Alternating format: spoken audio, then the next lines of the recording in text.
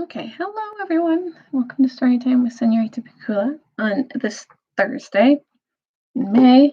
Hope you're all doing well. And thanks for joining in. Whether you're watching this now or watching it later. Everyone. I miss having school in the classroom a lot, but this week it was really fun. I got to see some of you in groups, and that was awesome. And even when I don't like see you in groups, it's awesome. Like either way, I love all of you. You guys are great. I'm gonna have a shout out today to um who's I gonna give a shout out to today? Uh oh, Billy. I was gonna give a shout out to Billy today. I don't know if I think I've given Billy a shout out, but I was gonna give another one to Billy because Billy is just he's so funny. And I love talking to Billy. He makes me laugh, and um he's a real joy to be around. So Billy, this is for you. Okay, we're gonna recap a little bit. So when we were last here, Eustace is not. They were all on deck, and they were all talking about where they were gonna go, and they're going to the eastern part of the sea, find the seven lords who left during the reign of Miraz, because Miraz sent them off on an impossible journey, and they never returned. So Caspian wants to look for them, and Eustace in the meantime. So Lucy said she should probably better check on Eustace. And Eustace, as we have found, was kind of an exaggerator. And he started keeping a journal. And so in his first entry of the journal, he was like, "Oh, this is terrible. There's a crazy storm. There's this boat is terrible to be on. It's hardly bigger than a lifeboat. I was dragged about, and Caspian thinks that this is all great, and they call him a king, and he doesn't know what anything is because he doesn't understand any of the words that I say, and uh, and there's this mouse on board, and he doesn't like Reepicheep, and he got into a little fight with Reepicheep because he tried to swing him around by his tail, but Reepicheep is not going to have any of that, so he brought out his sword and was like, "I challenge you to a duel," and uh, everyone thought that this was appropriate, but Eustace didn't know what to make of that, and so eventually, after he got his hand poked at a little bit by Reepicheep, he decided to not fight Reepicheep and apologized to him, and then went sulkily off to bed. So let's see. Let's continue and see what happens. Okay, chapter 3: The Lone Islands. "Land in sight!" shouted the man at the bows. Lucy, who had been talking to Rince on the poop, came pattering down the ladder and raced forward. As she went off, she was joined by Edmund, and they found Caspian, Drinian, and Reepicheep already in the forecastle. It was a coldish morning, the sky very pale, and the sea very dark blue, with white little caps of foam. And there, a little way off on the starboard bow, was the nearest of the lone islands, Philomath, like a low green hill in the sea, and behind it, further off, the gray slopes of its sister, Dorn. "Same old Philomath, same old Dorn," said Lucy, clapping her hands. "Oh, Edmund, how long it is since you and I saw them last!" "I never understood why they belonged to Narnia," said Caspian. "Did Peter the High King conquer them?"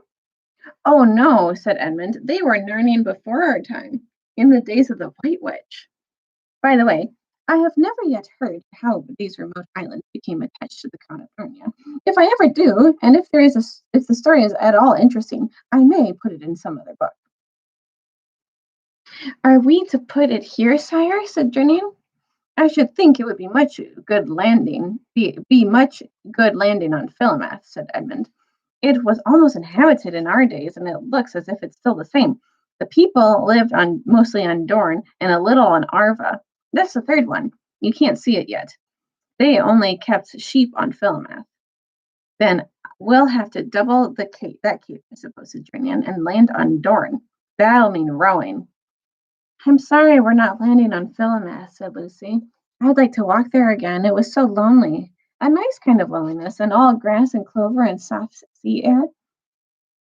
I'd love to stretch my legs now, too, said Caspian. I tell you what, why shouldn't we go ashore in the boat and send it back, and then we could watch it walk across Philomath, and let the Dawn Treader pick us up on the other side of the island? If Caspian had been as experienced then as he became later on in this voyage, he would not have made this suggestion. But at the moment, it seemed an excellent one. Oh, let's do that, said Lucy. You'll come, will you? Said Caspian to Eustace, who had come on deck with his bandaged hand. Anything to get off this blasted boat, said Eustace. Blasted, said Jernian. How do you mean?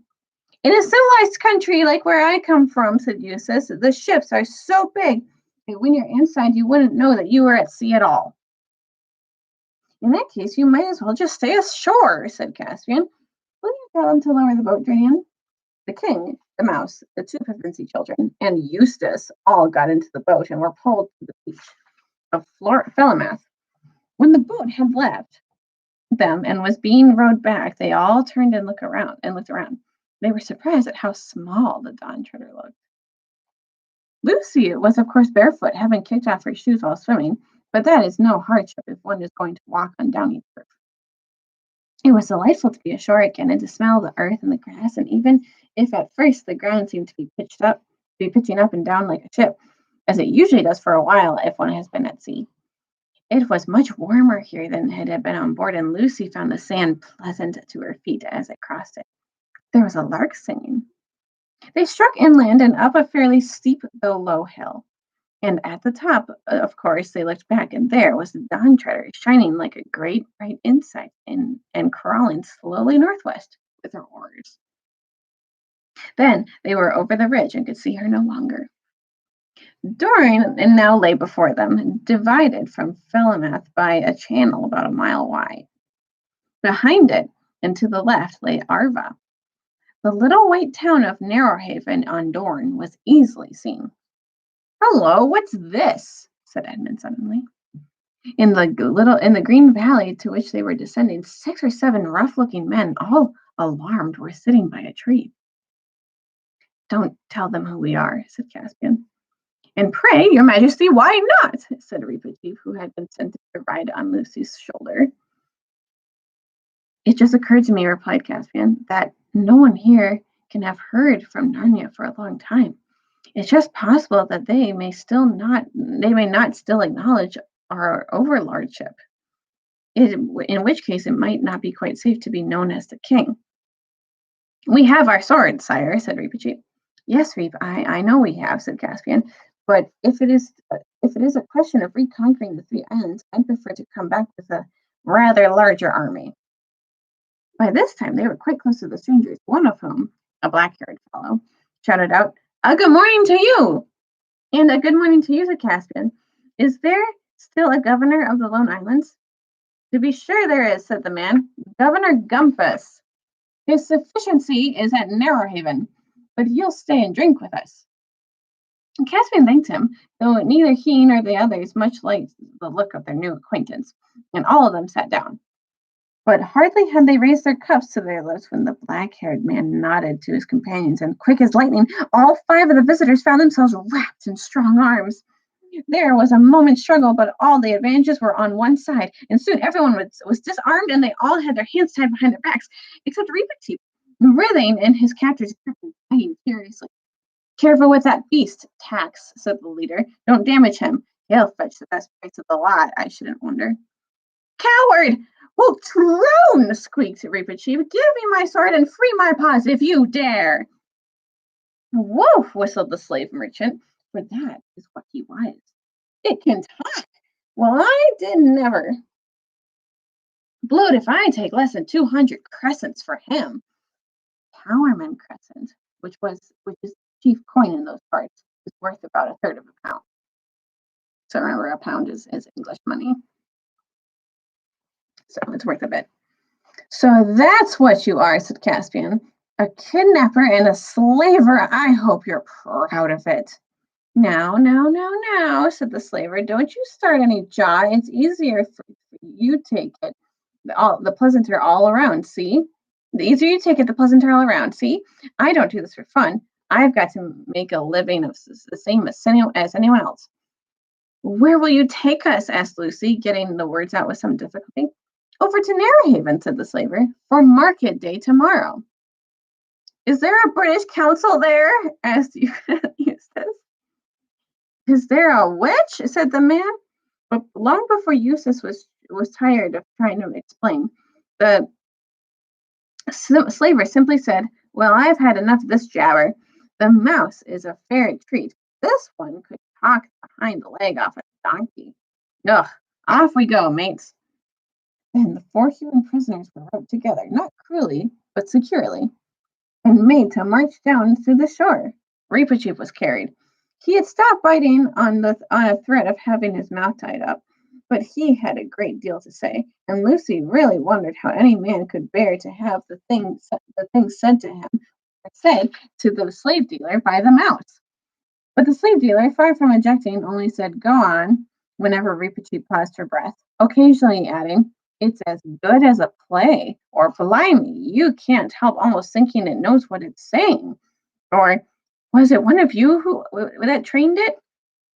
This so infuriated Reepicheep that in the end, the number of things he thought of saying all at once nearly suffocated him, and he became silent. When they got down to the shore that looks toward the storm, they found a little village and a long boat on the beach, and lying a little further out, a dirty, berackled looking ship. Now, youngsters, said the slave dealer, let's have no fuss, and then you'll have nothing to cry about. All aboard! At that moment, a fine looking bearded man came out from one of the houses, an inn, I think, and said, Well, Pug, more of your usual wares? The slaver, whose name seemed to be Pug, bowed very low and said in a wheeling kind of voice, Yes, please, your lordship. How much do you want for that boy? Asked the other, pointing to Caspian. Ah, said Pug, I knew your lordship would pick on the best. No deceiving your lordship with anything second rate. That boy now, I've taken a fancy to him myself. Got kind of fond of him, I have. I'm that tender-hearted. I didn't ever ought to have taken this job. Still, to a customer like your lordship, tell me your price, Carrion, said the lord sternly. Do you think I want to listen to the rigmarole of your filthy trade? 300 crescents, my lord, to your honorable lordship, but to anyone else, I'll give you 150. Oh, please, broke in Lucy, don't separate us, whatever you do. You don't know. But then she stopped, for she saw that Caspian didn't even now want to be known. 150 then, said the lord. As for you, little maiden, I'm sorry, but I cannot buy you all. Unrope my boy, Pug, and look, treat these others well while they are in your hands, or it'll be worse for you. Well, said Pug, now who ever heard of a gentleman in my way of business who treated his stock better than what I do? Well, why, I'll treat them like my own children. That's likely enough to be true, said the other grimly. The dreadful moment had now come. Caspian was untied, and his new master said, This way, lad. And Lucy burst into tears, and Edmund looked very blank. But Caspian looked over his shoulder and said, Cheer up. I'm sure it will come all right in the end. So long. Now, Missy, said Pug, don't you start taking on and spoiling your looks for the market now. You be a good girl, and then you won't have nothing to cry about, see?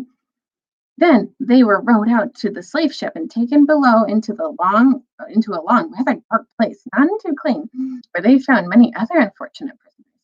For Pug was, of course, a pirate, and had just returned from cruising amongst the islands, capturing what he could. The children didn't meet anyone whom they knew.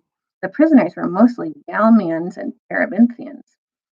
And there they sat in the straw and wondered what had happened to Caspian, and tried to stop Eustace talking as if everyone except himself was to blame.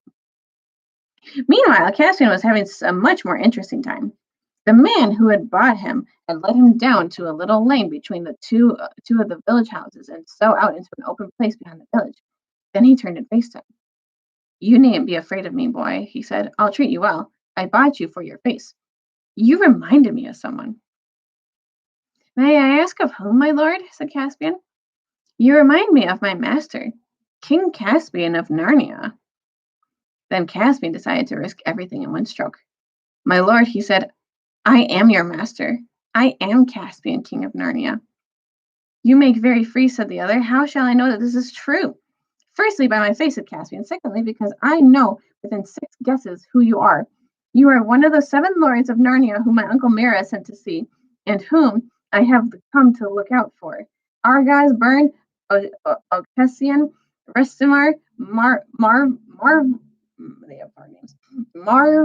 Mavramorn, I've forgotten the others. And finally, if your lordship will give me a sword, I will prove on any man's body it in clean battle that I am Caspian, son of Caspian, lawful king of Narnia, lord of Carparafal, and emperor of the Lone Islands. And that's where we're going to stop for today. And I hope you enjoyed the story. And thanks for watching. And hope you have a great rest of your day. And we'll see you tomorrow. Have a great day.